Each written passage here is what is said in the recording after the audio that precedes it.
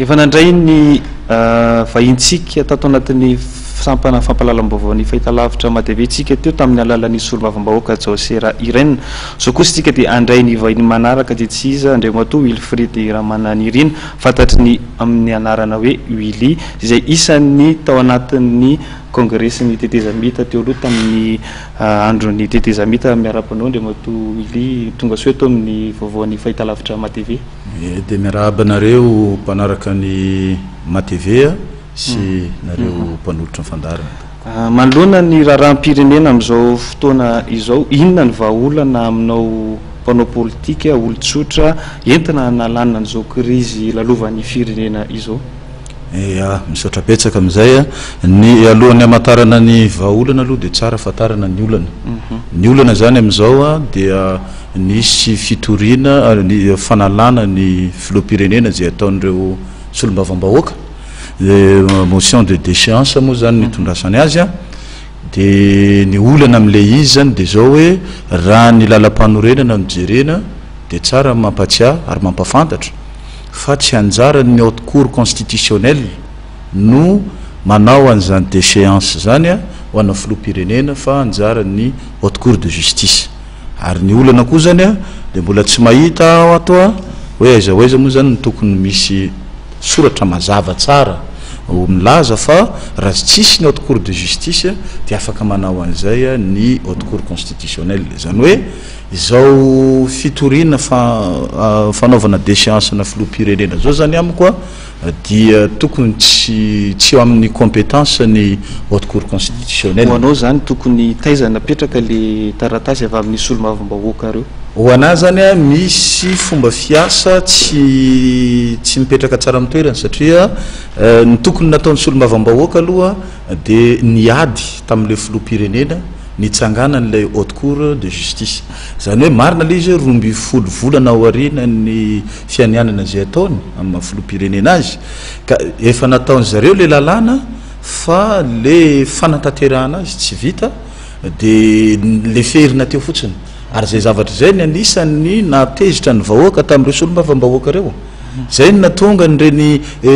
dinika teny amin'ny CCI vato nangataka io hoe tsy Andriamato hery rajonary mampianina nangataka ny hoe andeha andravana io fa le vahoaka le hevitra ny ainga avy any amin'ny district 7 nangona teo amin'ny région tonga teto amin'ny CCI vato no nanao hoe raha vao le assemblée nationale satria ny antony be dia be ny zavatra tsy dia ara-dalàna ary fantatry vahoaka koa misy zavatra koa tsy araka ny lalam-panorenana kanefa dia lany foana rehefa tonga ao vahoaka zao mbola tsy te hiditra lalina amin'izany hoe inona ny resaka 4 sy ny karazany tsy dia mbola hiditra an'izay fa ohatra fotsiny zao ataontsika hoe les lois de finance tery tamin'ny premier ministre Cool Roger ny resaka ny décentralisation iny reny zao mikasika any amin'ny vahoaka mivantana zay nylaniny le assemblée nationale fa za zany mahita an'le olana hoe ohatra ny olana mpivady rehefa mbola milamilamina ny resaka dia le ferinao daholo zay adisony ray sy ny andaniny sy ankilany fa rehefa miady amin'izay zao dia samy mitady rariny dia avoaka hoanao zany aiza zany inona zany hoe vahaolana azo entina ho an'ity firenentsika ity manoloana n'io zava-miseho eny amin'ny antenimera-pirenena miatraika hatrany amin'ny filoham-pirenena ity amiko manokana zany dia hoe raha zany ampisafidianana firenena tsisy lohany sa firenena tsisy solombavam-bahoaka dia za manao hoe aleoko aloha firenena tsisy solombavam-bahoaka satria raha voalohany no miala eo dia miverina indray ny tetezamita raha izay fa roa manaraka an'izay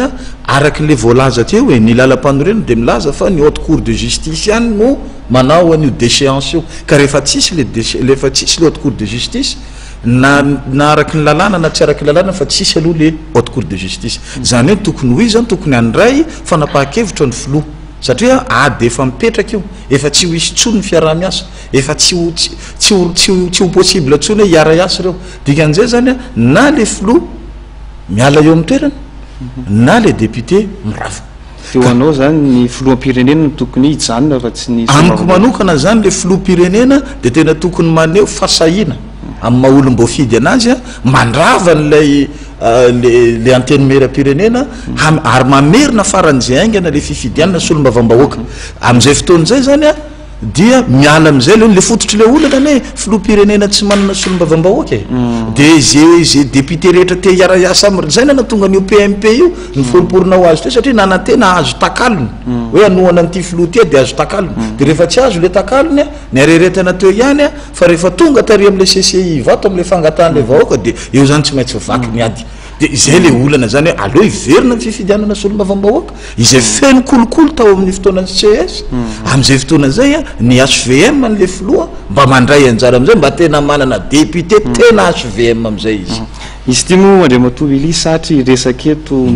ny oratsika voafetra ihany fa isoranay teto amin'ny vaovaon'ny fahitalavitra matv no nanaiky ny vahiny mitondra an'izay hevitra zay mahakasika indrindra ity raharam-pirenena ity mino zay fa mbola isy ny fotoana ahafahantsika am'resaka misimisy kokoa mahakasika nyity fiainam-pirenena ty isorana betsaka no nanaiky ny vahiny misaotra tompoko ary misaotra anareo matv misaotra anareo mpanaraka ny fandaharana ihany koa